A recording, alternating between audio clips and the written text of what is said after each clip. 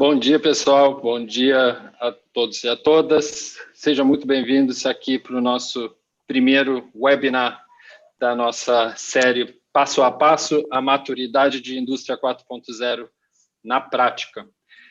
Hoje nós vamos falar aqui, bater um papo sobre a área estrutural de recursos, né? Muitos de vocês já conhecem o contexto disso, já sabem contextualizar essa palavra recursos aqui nesse contexto, mas nós vamos entrar ainda mais em detalhe mais à frente.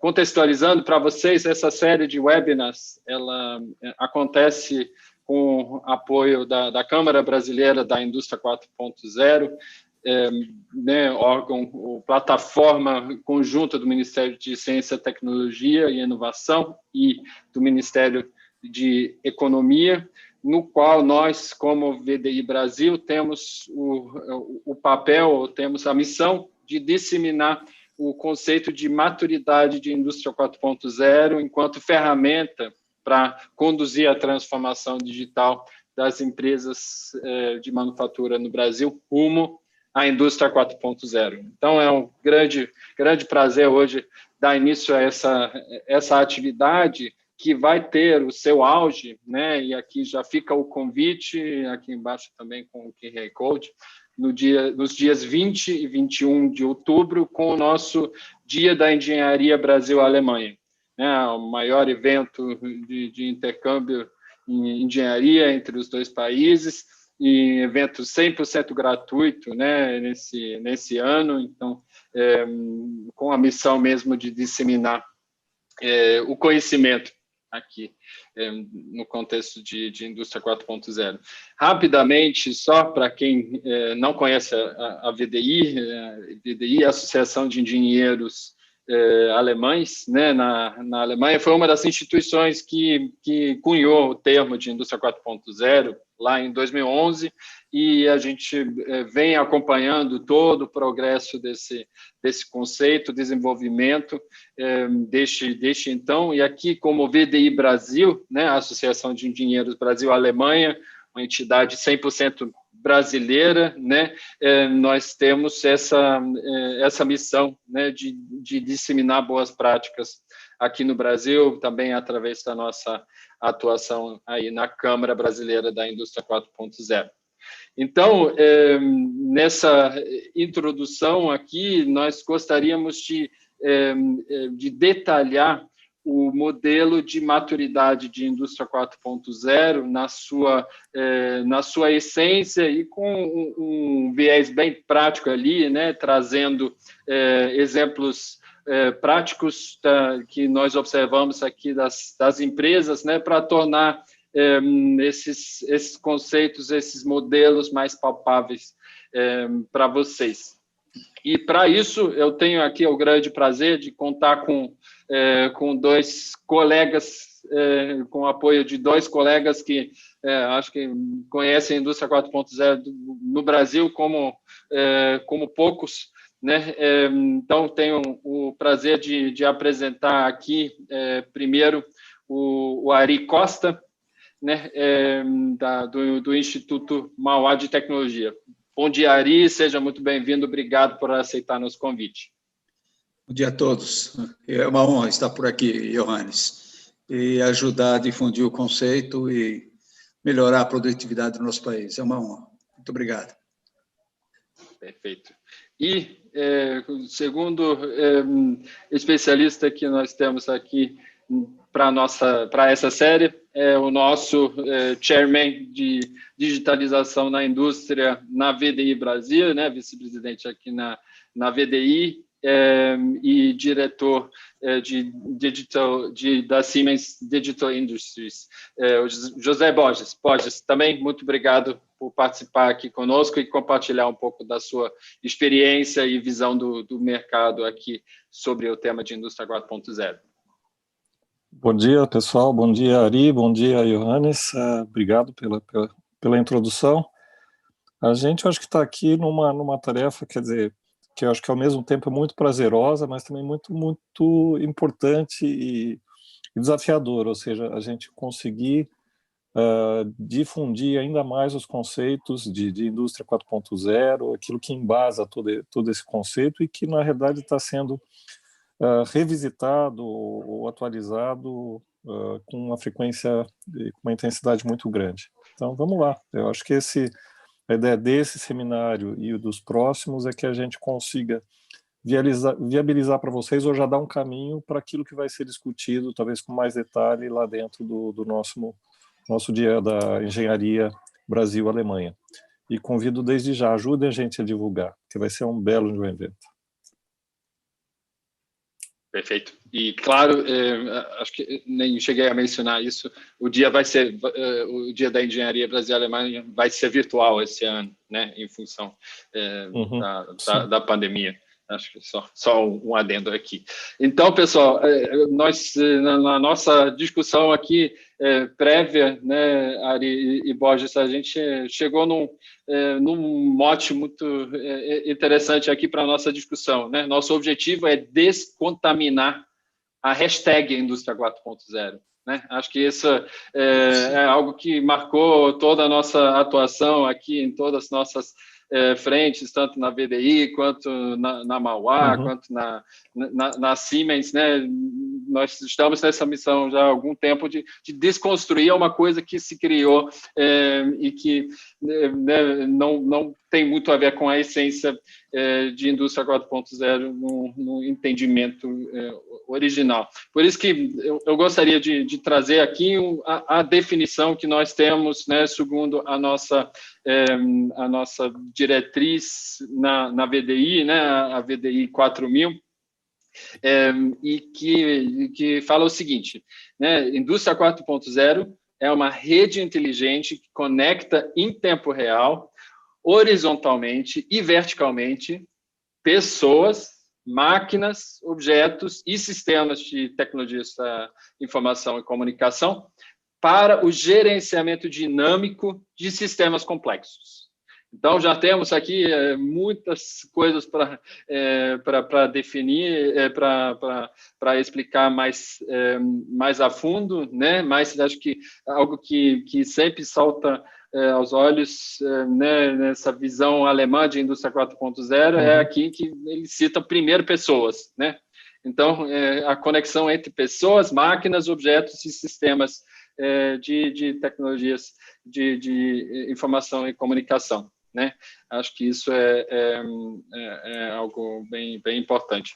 Então, o que é o nosso objetivo dentro disso? Né? Isso já mostra a importância da visão, o que a gente chama, né, de visão 360 graus, ou visão holística. Né? Nunca são soluções que podem ser vistas de forma isoladas, né? Sempre numa visão conectada. Por isso que o nosso maior objetivo aqui hoje é apresentar ou detalhar as 4 áreas de maturidade de indústria 4.0, né? As 4 áreas estruturais né, que teve origem lá no ACATEC Industry 4.0 Maturity Index, né, que a grande maioria de vocês já conhecem. E aqui a nossa série de webinars, ela visa detalhar, e acho que isso é algo, né, a gente já fala tanto sobre esse modelo, mas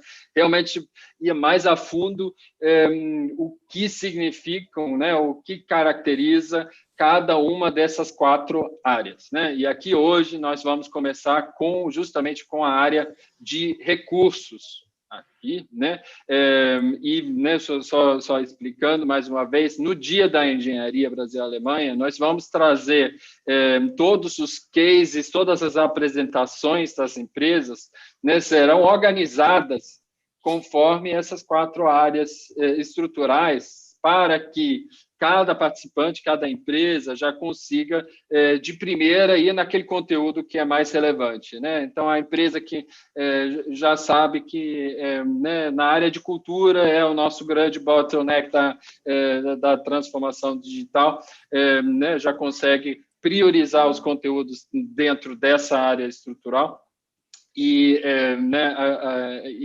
assim adiante, né? Então, aqui hoje nós vamos, como eu disse, nós vamos focar na área de recursos. Mas, voltando um pouco para a questão de definições, né? Então, a gente parte dessa ideia da transformação rumo à indústria 4.0, né? Em que as empresas, passo a passo, aumentam, né, a sua maturidade para se inserir em arranjos que conectem toda a cadeia de valor. Correto, né? Então, essa transformação digital, né, que tanto se escuta, na verdade, é justamente esse processo rumo a uma solução mais sistêmica lá na ponta, lá na frente, né? E acho que isso também é algo que muitas vezes não fica tão claro na discussão no Brasil, né? E acho que todos nós, escutamos muito a pergunta, né, tá, o que é, então, digitalização? O que é indústria 4.0 aqui, né? Qual seria a diferença? Ari,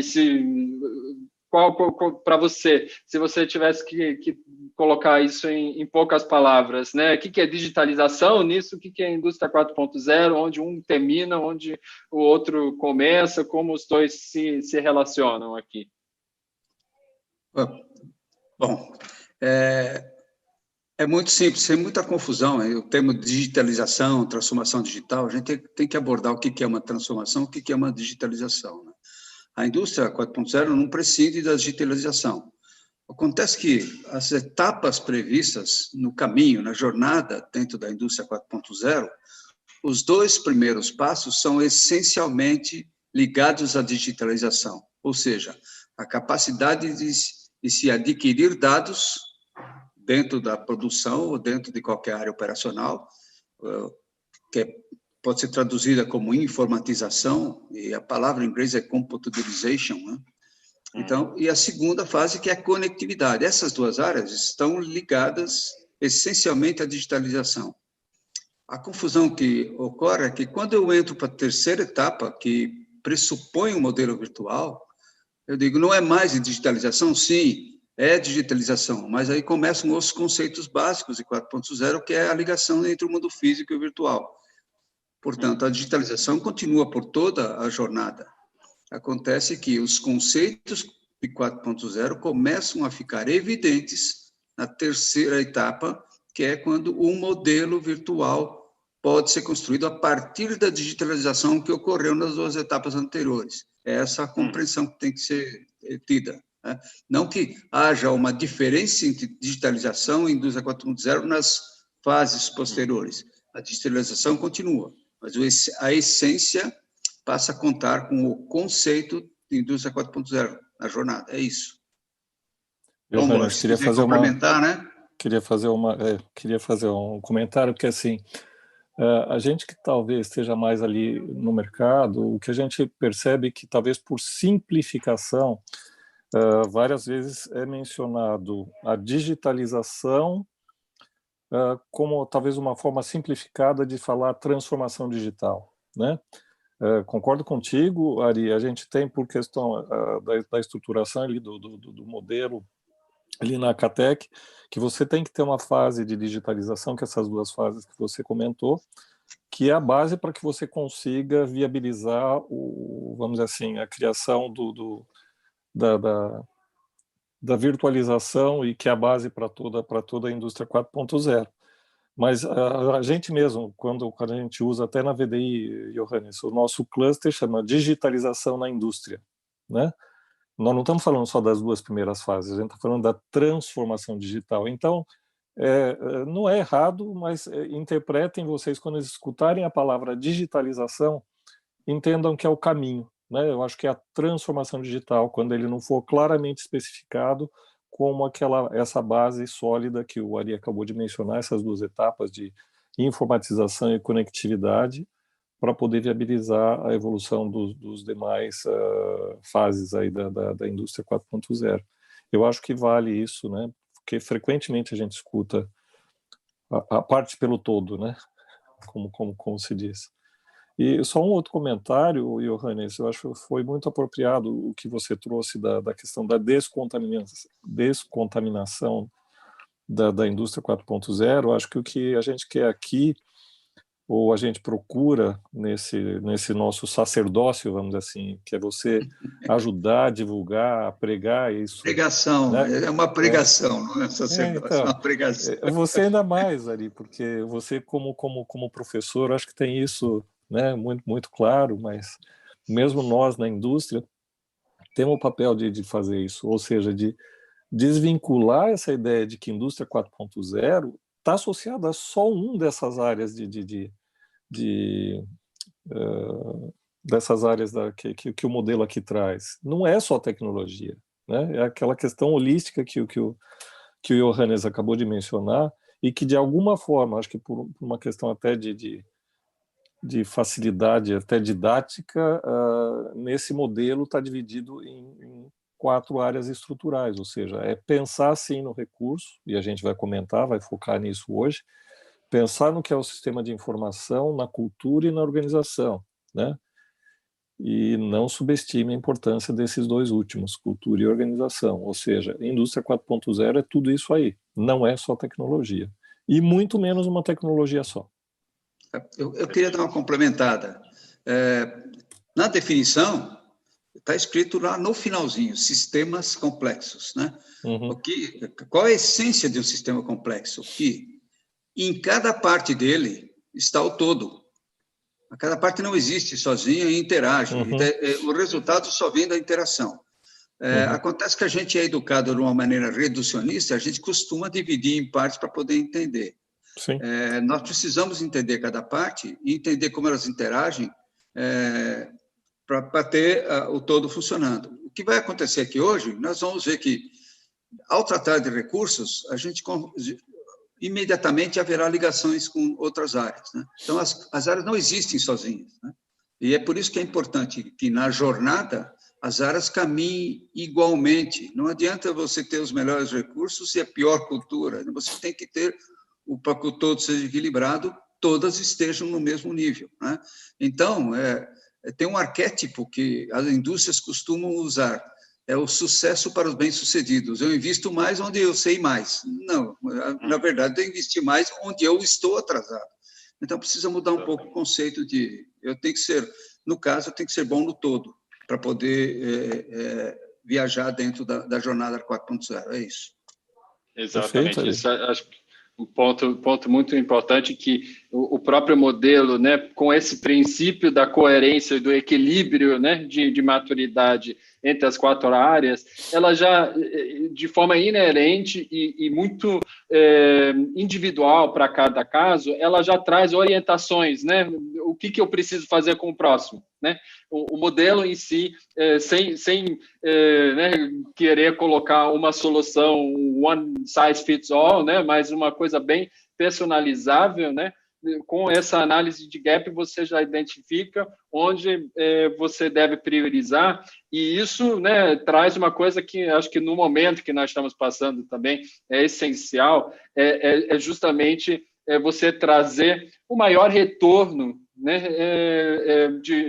em cima do investimento em termos de maturidade, né? Então, onde onde meu investimento vai ter o maior retorno, vai me trazer maior aumento da minha agilidade como um todo, né? Do meu nível de maturidade como um todo. Acho que isso é um ponto essencial aqui também para a gente lembrar, falando do modelo. Bom, pessoal, mas vamos, então...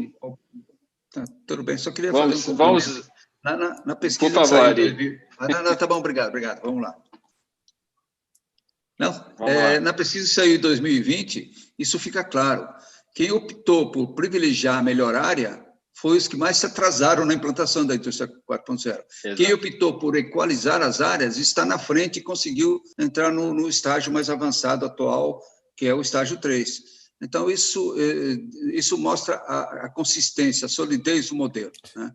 Então, já temos... Uma das coisas que a gente tem que é aprender com os erros serem fontes de informação e e de evolução. Esse é um erro que foi cometido, a gente tem que aprender e não reproduzi-lo. Não, com certeza. Isso. Então, vamos aqui para a nossa primeira área estrutural, né, no nosso tema de hoje, na área de recursos. E como a gente já consegue ver aqui, né, a definição, né, o que são recursos aqui, né, quais recursos são inclusos, eles colocam aqui que inclui todos os recursos físicos e tangíveis, né? Portanto, e acho que isso é uma das principais, os principais problemas quando o pessoal olha para o modelo, né? Cadê o ser humano aqui? Né? Claro que ele está tangenciado aqui pelas áreas de organização e cultura, mas é importante destacar que a área de recursos inclui, além de máquinas, acho que é sempre o mais óbvio, né? Né? E todos os equipamentos, mas também inclui ferramentas e os próprios insumos e os próprios produtos finais, né? Isso muitas vezes são deixados de lado, e então os próprios recursos humanos, ou seja, isso já mostra um pouco também essa própria área destaca um pouco o papel do ser humano na indústria 4.0, né? Que eles colocam aqui como principal desafio dentro dessa jornada na área de recursos, né? Fazer com que todos esses recursos físicos e tangíveis se tornem interfaces entre o mundo físico e o mundo virtual, né? Com o fim de contribuir para a redução da latência de dados, né? E para reduzir a latência de ação, ou seja, né, implementar o que foi decidido, o que foi analisado no mundo virtual, também no mundo físico. Então, esse papel de interface, né, isso se aplica igualmente, independente se a gente fala de recursos humanos ou de recursos técnicos, né, de máquinas, equipamentos, produtos, etc. Né? Esse papel é de linkar os dois mundos e de agir como interface. Isso mostra já que, né, a preocupação que muitas vezes é aposta, indústria 4.0 elimina o ser humano no chão de fábrica. Claramente não, né? Eles colocam aqui que o ser humano igualmente precisa ser essa interface e que ainda vai ter decisões e análises e interpretações de dados, né, para linkar o que vem de informação do mundo virtual e implementar isso no mundo físico, né? Muitas vezes, em muitas situações, esse link ainda vai ser feito pelo ser humano aí dentro desse sistema. Bom, sobre né, como medir, então, o estágio de cada empresa, né, em relação à capacidade desses recursos se tornarem interfaces, o modelo propõe dois princípios, né, a partir dos quais nós vamos ter essa avaliação de maturidade, né, que a gente já consegue enxergar aqui, que são os princípios de competência digital e de comunicação estruturada, né? Então, vamos tentar entender um pouco mais a fundo, né, desses dois princípios aqui. Então, vamos focar aqui primeiro no princípio de competência digital. E lembrando, né, essa aplicação tanto para máquinas, equipamentos, produtos e insumos, quanto para recursos humanos, né? Então, o princípio da competência digital, o pessoal coloca que é quando o princípio é implementado quando o trabalho baseado em projeções centralistas, né, de certa forma, cede o lugar a trabalho baseado em dados gerados do ambiente de processos, né? Ou seja, é uma descentralização e flexibilização principalmente, né, acho que o exemplo mais claro é no planejamento de produção, né? Você acaba, então, tirando um bottleneck, né, de definir determinados períodos de planejamento de produção, em que, né, se você tiver, ao longo desse período, qualquer alteração, né, isso só vai ser considerado no próximo, no próximo período de planejamento. Então, né, vamos pensar aqui num exemplo, né, se a gente imaginar a falta inesperada de um insumo, né, ao longo do processo, né, eu acho que uma forma interessante para pensar sobre isso no método tradicional de planejamento, né? Durante o período acontece essa falta de insumo, você tem que partir para um plano B. Então, você tem que chamar todo mundo, tem que reorganizar as coisas e implementar um plano B de produção. Aqui não, com esse princípio da competência digital, né, a principal mudança é que você já tem um plano B implementado, né, em paralelo, ou seja, ele já existe como, né, dentro da visão de sistemas complexos, né, ele já existe e é adaptável e com sendo todos os recursos interfaces com o mundo virtual, né, eles puxam já as informações atualizadas desse plano B automaticamente para o seu planejamento individual. Então, acho que isso é uma forma interessante da gente pensar, né, sobre esse princípio da competência digital aqui, né, essa grande transição da implementação desse princípio, né, para um processo de planejamento descentralizado e flexibilizado. Eu acho que o que resume, talvez o que me vem sempre à mente, é a questão do real time, né, ou seja, em tempo real. Eu acho que essa competência digital, ela traz aí à baila a importância de você ter informação em tempo real para que essas adequações, esses planos B, dentro de uma produção, por exemplo, como foi o que o Johannes trouxe aí, que isso venha de forma bem eficaz e rápida, né? A gente não esperar a mobilização para um plano B em função de informações ou de tendências ou de informação. Aí chegou, está faltando material, o que a gente faz agora? Né? Informação real-time processada nessa competência digital que inclui os vários recursos, tanto as máquinas como até mesmo os recursos humanos, as pessoas que estão lá na produção. Acho que é isso que é o que resume isso. Não sei, Ari, complementa aí. Eu queria complementar, mas eu queria fazer um reforço sobre o termo recursos, né? Porque se a gente não fixa bem esse termo, os recursos podem ser confundidos com outras coisas e comumente eles são confundidos com duas coisas, com sistemas de informação, que são os recursos da comunicação, etc., sistema de comunicação e informação, né? STICs, e são confundidos com recursos financeiros, né? Então, precisa ficar claro o que é recurso aí, né? Então, só para não confundir com esses dois. E o segundo é que você atribuir competências digitais a todos os recursos significa que você necessita de uma comunicação estruturada e de uma interface específica para cada usuário, né? E é isso que confere agilidade e, como o Borges sempre gosta de dizer, flexibilidade, né? Por quê? O modelo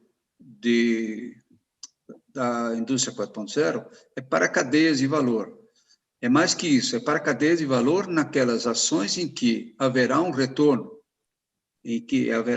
rápido, né? E, para isso, para ter um retorno rápido, eu tenho que diminuir a latência entre um evento e a ação tornada efetiva para evitar ou aproveitar aquele evento. Pode ser um evento positivo também, né? For negativo para evitar, se for positivo para aproveitar, né? Então, esse princípio da capacidade digital, ele diminui a latência entre na tomada de decisão, como você disse, disponibilizando de imediato uma interface que diz o que fazer e não diz o que acontece. Então, essa interface baseada em tarefa é um princípio fundamental. Eu não tenho que contar o que está acontecendo, eu tenho que contar o que deve ser feito. Isso é uma diferença muito grande. As interfaces agora, elas são baseadas em eventos e não em tarefas.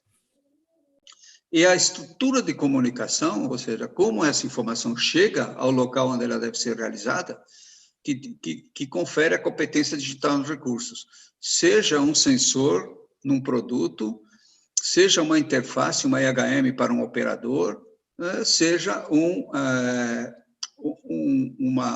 aviso inteligente do que está para acontecer em alguma máquina que está operando em alguma ferramenta. Então, esse acho que é o exemplo mais claro, né? Tem que ser uma comunicação rápida, estruturada, para quem vai tomar a decisão na hora que precisa ser tomada. É isso, queria só complementar. Perfeito. Ótimo. Não, acho que isso nos traz aí já uma noção, né, daquilo que a gente vem pregando por aí, de que não é a tecnologia pela tecnologia em si, né? Eu, por exemplo, né, acho que teve muita visibilidade aquela ideia das tecnologias habilitadoras, né, no sentido de, né, eu já recebi várias vezes a pergunta, tá, então, manufatura aditiva, por definição, é uma tecnologia de indústria 4.0?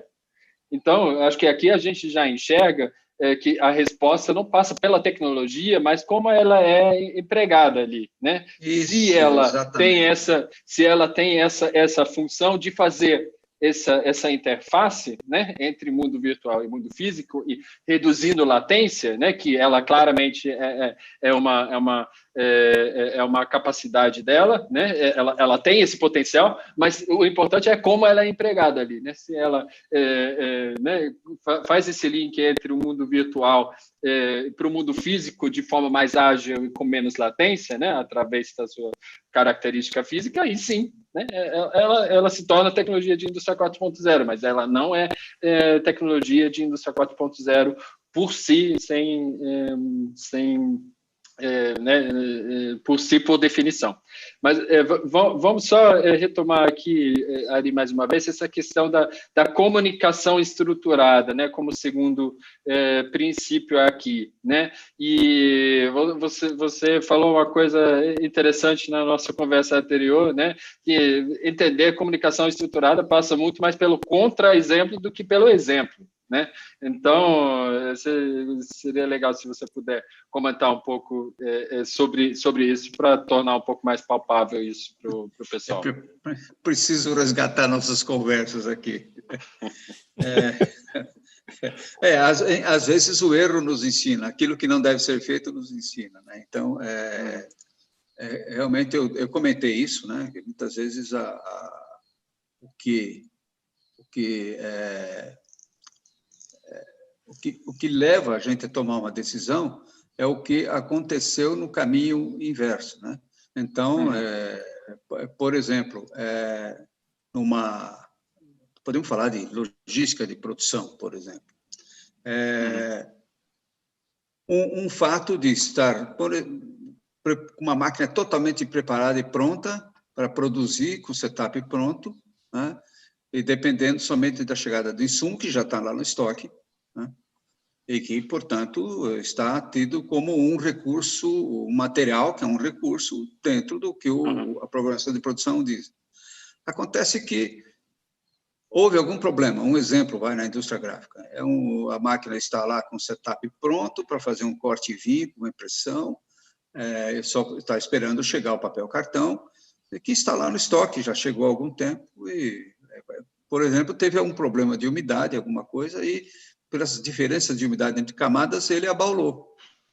Só que a comunicação foi feita pelo controle de qualidade que não estava bem para alguém, mas não chegou para o operador, né? Então, o operador fez o serviço dele 100%, fez o setup em tempo recorde. o material chegou certo, estava na hora de casar as duas coisas. Não houve uma comunicação entre as duas partes, ou seja, a quem deveria operar não tinha informação de que aquela não era a ordem, porque a matéria-prima não estava pronta. Então, isso nos ensina que comunicação estruturada ela não deve seguir um caminho de ir para decisores que decidem para quem vão dar a informação. Ela deve estar disponível para cada um na interface em que baseado em tarefa, ou seja, não coloque essa ordem, coloque a próxima, que uma matéria não está disponível. Então, esse é um contra-exemplo bom aí, e isso ocorre em qualquer outra indústria. Esse eu presenciei, então estou só contando um que eu acabei vendo. Né? Então, essa é a ideia. Esse é o exemplo. Né? Não sei Queria fazer uma complementação. Foi isso que nós conversamos, acho que se eu me lembro bem. Foi isso aí. E, na verdade, eu queria fazer um complemento aqui. Toda vez que eu penso em comunicação estruturada, isso me vem também aquelas discussões que a gente já teve várias vezes, ou seja, para que você possa implementar ou iniciar sua trajetória e sua transformação digital, para que você consiga estruturar essa sua comunicação, isso me remete sempre a processo. Ou seja, você precisa ter processo claro, definido, você precisa ter processo Lean, né? Porque se você não tiver um processo Lean implementado, você não tem uma comunicação estruturada, né? Porque talvez um dos nossos ouvintes aqui esteja pensando, tá bom, esse é o exemplo do Ari, mas eu preciso realmente estar pensando na transformação digital para resolver esse problema de comunicação. Pode ser resolvido com um processo. Sim, é isso que a gente quer trazer aqui.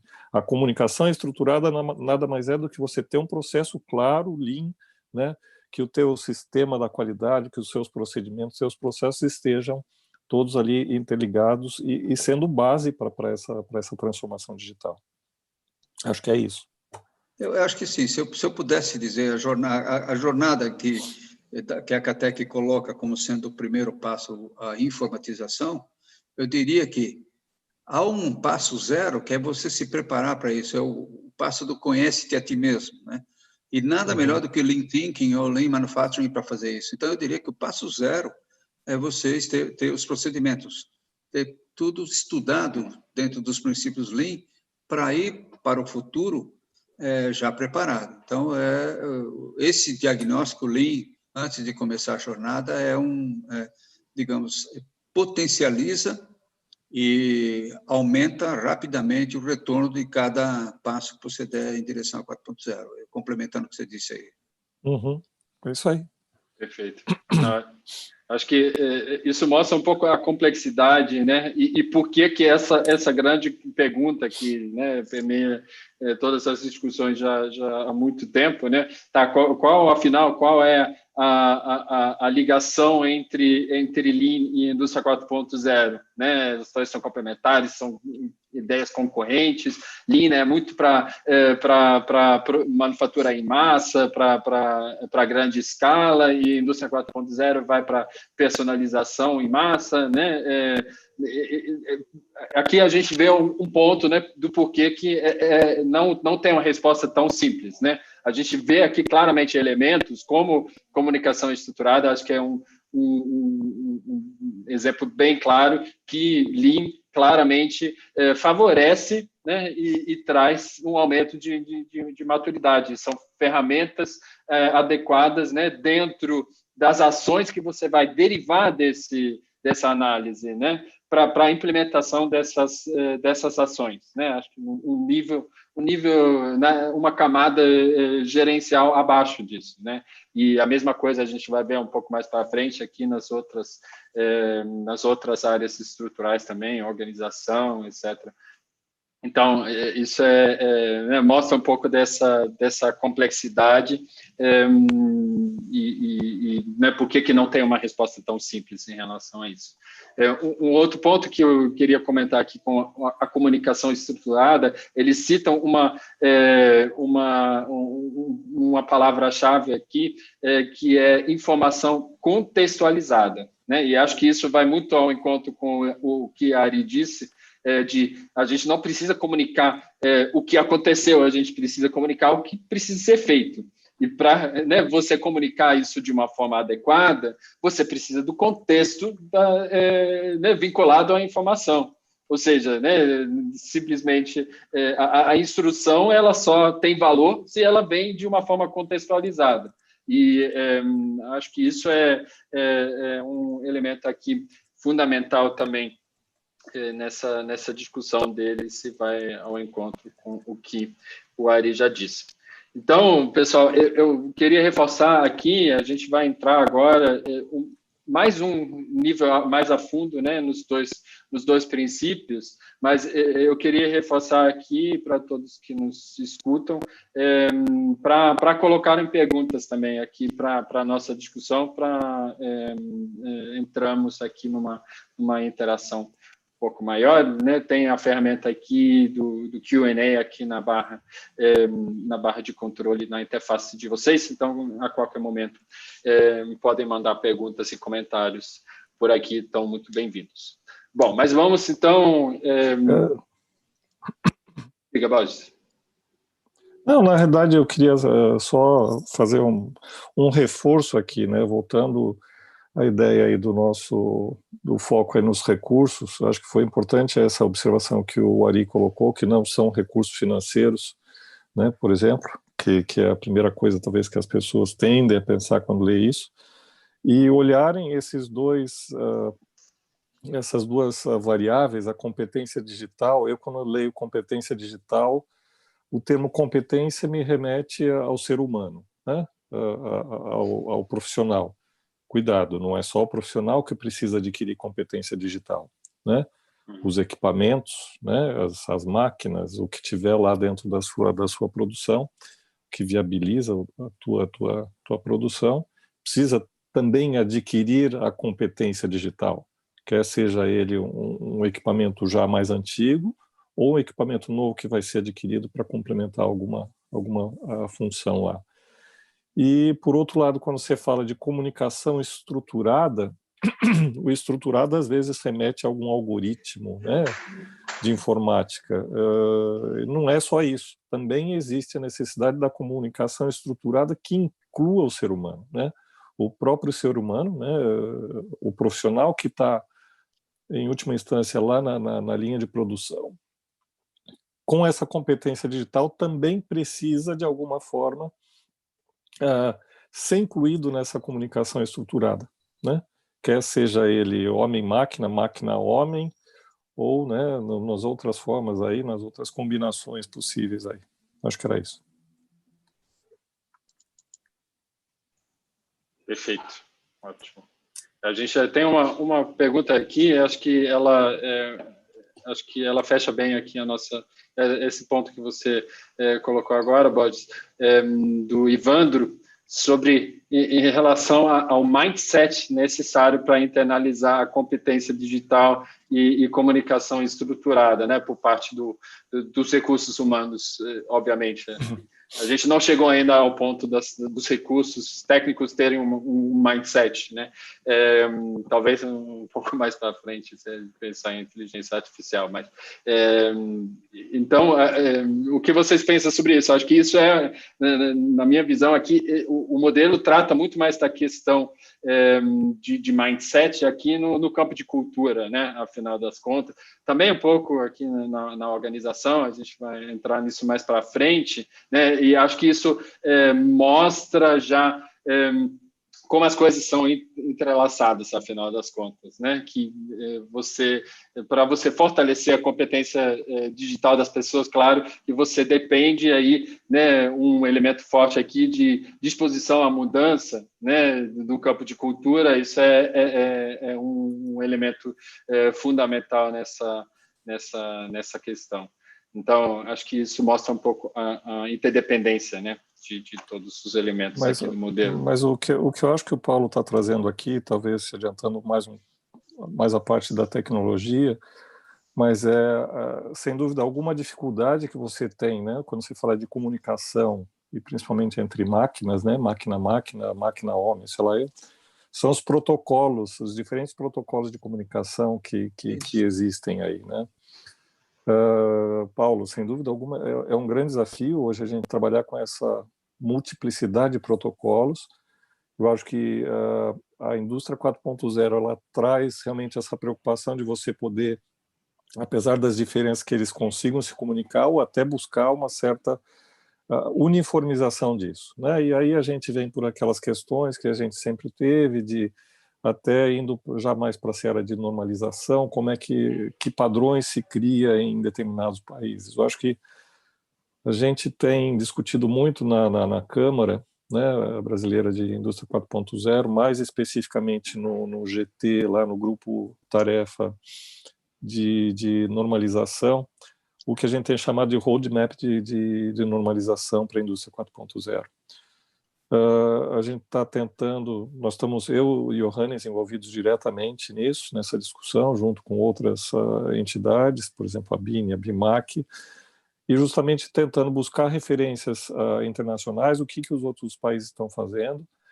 E a nossa ideia é sempre trazer essa ideia da integração, né? De como é que a gente viabiliza a integração, para que a gente não crie aqui um modelo tão distante do que está sendo feito no resto do mundo que não vai viabilizar, por exemplo, como o Ari já falou, a gente tem que pensar sempre na cadeia, né? Cadeia de valor. A cadeia de valor não necessariamente está dentro das fronteiras de um país, né? Ela está lá fora, né? Vem para cá, volta.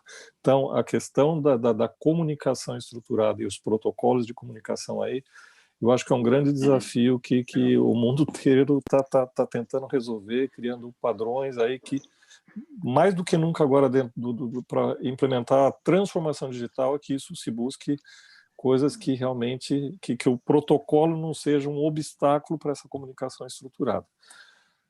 Resumindo, você fez até um trocadilho, que se isso aí fica mais para um pepino para ser resolvido pelos integradores, a gente conta com a ajuda dos integradores para ajudar a resolver esses pepinos e trazerem as soluções melhores para isso, porque assim, o grande desafio, e ainda bem que tem os integradores e as pessoas pensando aí, para poder fazer isso tudo funcionar, apesar dessas diferenças. Ari, você tem alguma coisa para complementar aí? Eu tenho que dizer, mas acho que é como quase tudo, que a gente começa com grandes dúvidas, com grandes problemas para resolver, e a simplificação é o que nos leva para o caminho mais rápido. Então, a primeira coisa que acho que é importante, dentro do chão de fábrica tem diversos, inúmeros, todo mundo conhece todos esses protocolos, né? Eles têm que falar entre si, né? O importante é que, para além, para cima das máquinas se comunicarem, o protocolo, a sugestão é que sejam protocolos abertos. Essa é a indicação da 4.0, protocolos abertos. Tem alguns, 2 ou 3, né? E isso está perto de ser mais ou menos um padrão já, quando a gente fala de OPC-UA. Pouco mais para baixo, dentro de comunicação de máquina, tem alguns outros também, mas a OPC Foundation está fazendo o que eles estão chamando de Companion Spec. Eles já estão, não estão fazendo o Esperanto, não estão eliminando a Torre de Babel, né? Então, já é possível entrar com qualquer protocolo para as máquinas se comunicarem e subir para os sistemas de gerenciamento com um protocolo aberto mais padronizado, né? Isso já foi proposto em 2013, uma arquitetura padrão, né? Com algumas normas IEC, ISO, ISA, nesse documento de 2013 da CATEC, se você consultar, tem uma sugestão de mais de 40 normas que podem ser utilizadas para se conseguir um padrão. E essa é a luta agora, né? Qual é a norma, qual é a mais eficiente e a mais universal? E acho que é nisso que o Brasil tem que se inserir. Não é cada um por si e os integradores por todos. Cada um por si, você não vai privilegiar a cadeia. É o que a cadeia manda e não o que você quer, né? Qual é o objetivo da 4.0? É que qualquer ator da cadeia entre e use o que a gente chama de plug and operate. Haja uma padronização em que você não tenha um investimento para ficar traduzindo, um papel de tradutor interno. Sim. É plug and operate. Essa padronização que tem que ser conseguida, porque é só isso que vai aumentar a produtividade. e a troca de dados dentro da cadeia, que é o que vai ensinar todo mundo a progredir junto. A cadeia só vale se for colaborativa. Se for predatória, na verdade, você acaba quebrando a cadeia. Bom, tudo bem, é isso. Usando um pouquinho, vamos dizer assim, mais uma questão de estratégia, um termo mais mercadológico, acho que criar protocolos de comunicação específicos ou proprietários foi, eu acho que até algum tempo atrás, talvez uma forma de você, talvez, vamos dizer assim, falsamente acreditar que você cria uma competitividade maior, né? E isso era antes da indústria 4.0, ou seja, você fazer uma espécie de uma reserva de mercado para que aquela tua tecnologia, com aquele protocolo, você garantisse que fosse utilizado isso. Mas eu acho que o grande desafio que esse conceito da indústria 4.0, da transformação digital está trazendo é a competitividade das empresas que querem atuar nesse mercado vai ser tão maior quanto a capacidade dela de se integrar nas soluções. Ou seja, não basta ela ter ou ela querer ter um protocolo que só ela tem, porque ela vai ter dificuldade depois de se integrar em soluções. E assim, é muito difícil você ter uma empresa só que consiga ter no seu portfólio todas as soluções para implementar uma solução de indústria 4.0, né? É tão complexo, né, que você precisa integrar várias tecnologias, né, e que isso não está sempre no bojo, no escopo de uma empresa só. Então, eu acho que esse é um grande desafio que trouxe aí para o mercado competitivo. Competitividade hoje não é medida pela capacidade que essas empresas têm de integrar seus equipamentos, suas soluções dentro de um conceito maior, né, dentro desse ecossistema. Só complementando, a definição a competitividade agora depende de colaboração na cadeia e não mais de competição na cadeia. Um ponto, acho que sobre a pergunta, né, o quão avançado já estamos nesse contexto, é o famoso uma apresentação que eu vi recentemente sobre o Administrative Shell, né, que é a discussão que inclusive começou com um grupo de trabalho da VDI lá na época, e, né, a discussão avançou muito bem até agora, né, eles usam o e-class agora, né, como para caracterização de itens, né, e eles demonstram já, ainda em fase de teste, né, mas essa comunicação de itens físicos através de forma direta, né, entre recursos físicos e além das camadas gerenciais, né? Ou seja, aquela promessa que foi posta desde o início, que a pirâmide tradicional de automação, que ela vai sumir e que a máquina pode pular, né, níveis dessas camadas e se comunicar diretamente, né, porque você cria uma rede ao invés de criar uma pirâmide. Isso está bem avançado. E acho que isso também é um dos motivos, né, pela urgência desse nosso projeto que o Borges citou, né, o Roadmap de Normalização, porque se você olhar a nível de ISO e EC, a grande maioria dos grandes players entenderam que tudo passa por normalização e normalização internacional e padrões abertos, né? Senão nenhuma empresa vai ter a força para impedir isso. Isso é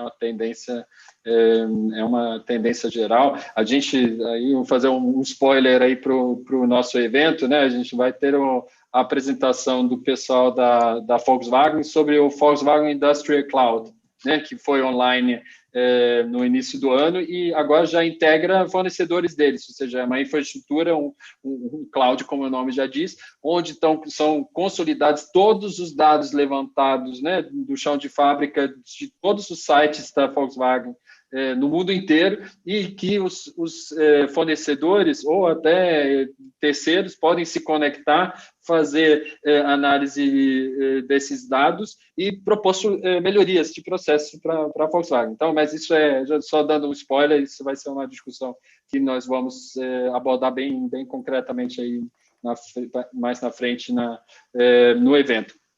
Pessoal, só para a gente... Eu não sei como está nosso tempo, mas por acho isso que está acabando, né? Isso, eu tinha algumas coisas para falar, mas a gente tem mais 3 webinars para a gente falar muita coisa ainda. Mas tem mais 2 perguntas ali. Por isso que eu só queria aqui fechar rapidamente a nossa pauta, e aqui a gente coloca mais 5 minutos para responder essas perguntas que estão aqui.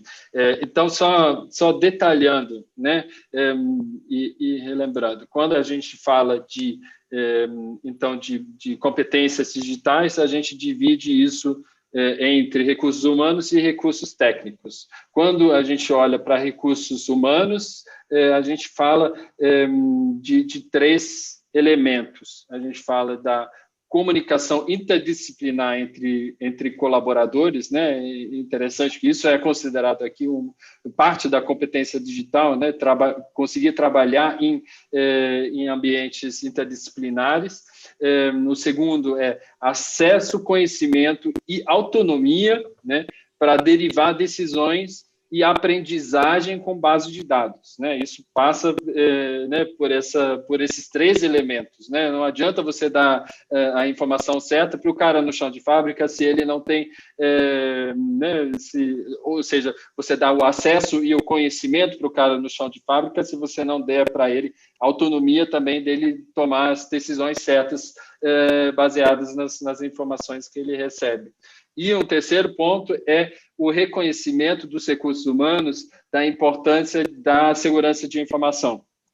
E aqui eles citam, né, uma das normas que eles citam já no texto é a IEC 62443, quem quiser dar uma olhada depois, que fala justamente sobre boas práticas e protocolos, né, para promover a segurança de informações por meio da atuação do ser humano. Essa a parte para os recursos humanos, né? E agora para os recursos técnicos, né? O primeiro passo, e acho que isso é o mais simples quando a gente pensa principalmente em máquinas, é sensorização, né? Sem sensores e sem automação da obtenção de dados, né? Você não faz muita coisa, mas isso também se aplica a equipamentos, a ferramentas, se a gente pensar por exemplo, em equipamentos usados na intralogística, na logística da produção. O segundo ponto é o fluxo bidirecional da interação entre recursos aqui, né? A gente fala aqui que sistemas cyberfísicos muitas vezes, né, você tem uma máquina que dentro da sua operação consegue fazer a manutenção preditiva, etc., mas não agrega informações para o produto, né, como seria possível, por exemplo, com a tecnologia de RFID. Um exemplo aqui por exemplo, é a questão do edge computing, né? E acho que isso é algo que a gente vai retomar e detalhar no próximo episódio. Até que ponto os recursos já devem pré-processar as informações antes de mandar né, para o sistema central. Então, se a gente pensar, por exemplo, no processamento de imagens na área de qualidade, no controle de qualidade, ou seja, como tomar decisões locais em tempo real, baseados numa análise de imagens da peça, etc., sem ter essa latência de mandar para um sistema central e ter essa decisão tomada mais para frente. Então, isso só para detalhar esses pontos aqui das competências digitais. E o nosso último ponto, só para fechar aqui a nossa parte da programação, né? A gente fala de maturidade digital, então, qual é o fim da jornada aqui, né? Empresas que estão no nível máximo de maturidade aqui na área de recursos, o que as caracteriza, né? E aqui temos 4 pontos, né? Primeiro, o perfil de competências dos colaboradores, né? Foi expandido por competências de TI, né? Então, todos têm o devido conhecimento sobre tecnologias de informação e conseguem mexer através das interfaces específicas, né? Todos os recursos técnicos, né? Aí, voltando para o Edge Computing, né? Todos os recursos técnicos têm uma camada de processamento de dados embarcado. Então, isso se aplica tanto desde o batch de informação né, numa unidade de insumo, né, de uma que já tem uma capacidade de pré-processamento de dados embarcado. Terceiro ponto, os recursos interagem entre si, né? Ou seja, a informação não é só o produto tem um barcode, então a máquina que registra né, a passagem, o processo no produto, ela não passa só as informações para um sistema central através do barcode, mas ela grava as informações, devolve as informações diretamente para o produto, né? E o 4º ponto, todos os processos de comunicação ocorrem em tempo real e de forma contextualizada, de tal forma que todos os stakeholders sejam envolvidos. E aí voltamos para aquele exemplo prático da convivência do Ari, né, que ele citou, ali, né, do sistema da área de qualidade barrar a passagem de algum insumo para o processo, onde a produção já tinha feito, ou já estava fazendo todo o setup, investindo o tempo para todo setup, enquanto essa informação da falha ou do barramento do insumo, ela foi, na verdade, foi só comunicado para o fornecedor, né? Legal. O insumo não está adequado ao processo, então vamos comunicar isso para o fornecedor, ao invés de comunicar isso para todos os stakeholders envolvidos, né? Acho que isso mostra isso muito bem. E então são esses os 4 pontos aqui para o fim da jornada nesse caso. Bom, pessoal, então a gente tem ainda, vamos colocar mais 5 minutos aqui para responder rapidamente aqui as perguntas que estão aqui. Pode ser? Vamos lá.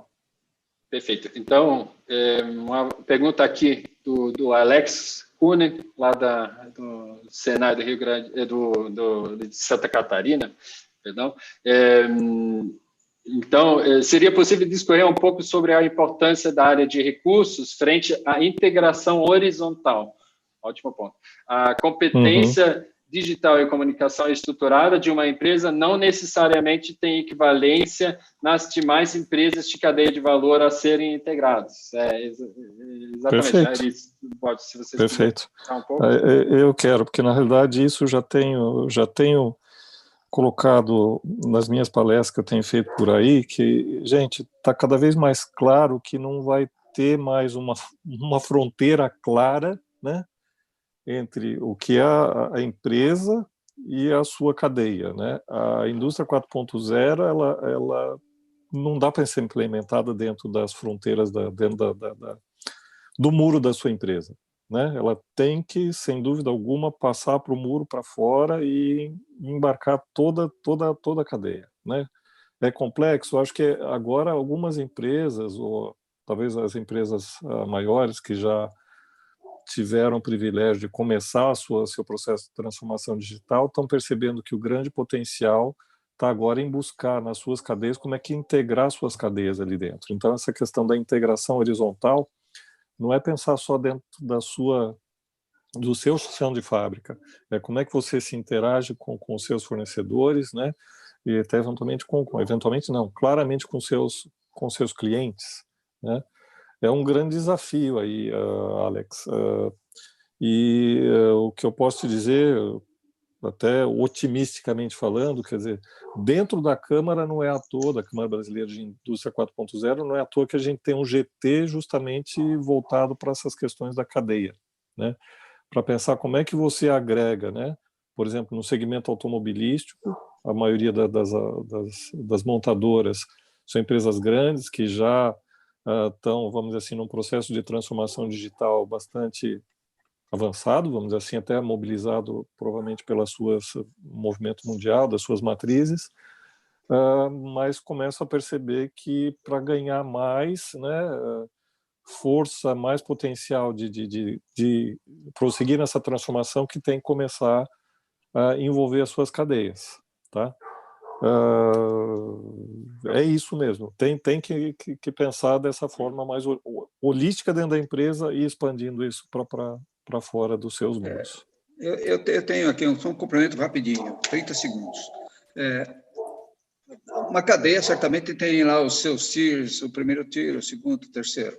Não adianta o primeiro tier ir avançar e o resto do segundo, terceiro tier ficar para trás, porque a cadeia vai dobrar, ele vai ter que arrastar a cadeia e vai ter uma energia muito grande para poder fazer com que a cadeia seja produtiva. Então, a transformação tem que ser conseguida dos dois lados. Os tiers mais baixos têm que se preparar com o Lean, colocando procedimento, tornando-se mais produtivas naqueles elementos em que a gente pouco vê, que é o treinamento, os procedimentos escritos, os métodos e eliminação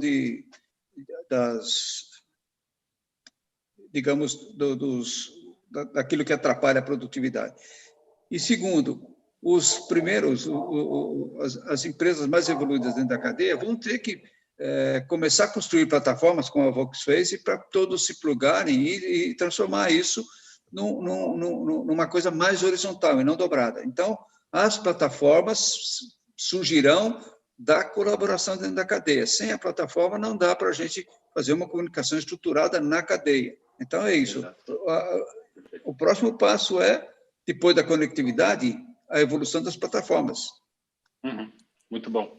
Pessoal, a gente não vai conseguir responder todos aqui, tem algumas perguntas mais específicas, então gostaria de fechar com uma mais ampla aqui, que é, acho que um grande desafio aí de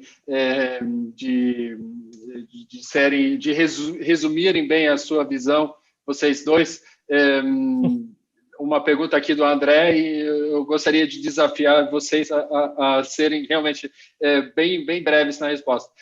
Gostaria de saber quais seriam os primeiros passos para que uma empresa possa ingressar e evoluir com sucesso no contexto da indústria 4.0 e talvez, né, restringindo, né, para essa área de recursos. Acho que fecha bem o nosso episódio de hoje, e colocando aqui que a gente já tem aqui o QR Code para todos se inscreverem no próximo episódio nosso daqui a 2 semanas. Bom, dá para discorrer mais de 1 hora sobre isso, né? Exatamente. Só para mim, mais 2 horas para o Ari. 1 hora e 30 segundos. Eu vou resumir aqui, tentar resumir. Eu acho que a gente já comentou isso. Se você tem que começar a pensar numa transformação digital dentro da tua empresa, entenda, quebre o paradigma de que indústria 4.0 é só tecnologia. Não é, né? E uma vez feito isso, identifique quem dentro da tua empresa que pode te ajudar, tem que ter o apoio da alta gestão para que quebre esse paradigma também e comece uma discussão ampla de onde vocês eventualmente querem chegar, né? É uma discussão bem aberta e que envolva também outra coisa bastante importante, quebre os silos, né, nas aquelas empresas que têm claramente o silo do OT, né, Operating Technology, e o IT. Essas duas áreas têm que estar juntas para conversar e buscar soluções em conjunto. Complementando, são dois passos seguintes. Retire suas âncoras com o passado e encontre todas as oportunidades escondidas que existem no seu negócio e você não vê. Ou seja, faça uma limpeza, apare sua grama, faça um diagnóstico para poder começar a viagem. Não comece. Pense grande, comece pequeno, mas comece, não pare. Nem que seja numa operação pequena, né? Complementando o Borges. Então, rompa o passado. Se a sua máquina não sabe falar, por favor, ensine ela a falar com sensores. Se você não tem essa operação muito competitiva, faça um diagnóstico Lean, faça procedimentos, tire os seus tempos, rearranje o seu layout e comece por aí. Não comece a fazer as coisas antes de limpar o seu quintal. É isso a minha sugestão. Muito bom. Perfeito. Obrigado, Ari. Obrigado, Borges. A gente passou um pouquinho do tempo, desculpa por isso, pessoal, mas nas próximas edições a gente vai melhorando. A gente vai melhorar isso. Não, se a gente se deixasse empolgar, agora a gente ainda ia 2 horas. A gente vai até domingo, hein? Eu só queria agradecer a Anitta aqui pelos comentários. Obrigado, Anitta. Um abraço. Perfeito, pessoal. Obrigado então, a todos. Obrigado a todos. Exatamente. E até a próxima sexta-feira estaremos aí falando de sistemas de informação. Daqui a 2 semanas. Exatamente. Obrigado, pessoal. Boa sexta-feira, bom fim de semana a todos. Até a próxima. Bom fim de semana a todos. Obrigado. Tchau, Ari. Tchau, Jorge. Tchau, Johannes. Bom conversar com vocês, sempre. Bom, é muito bom. Sempre aprendo.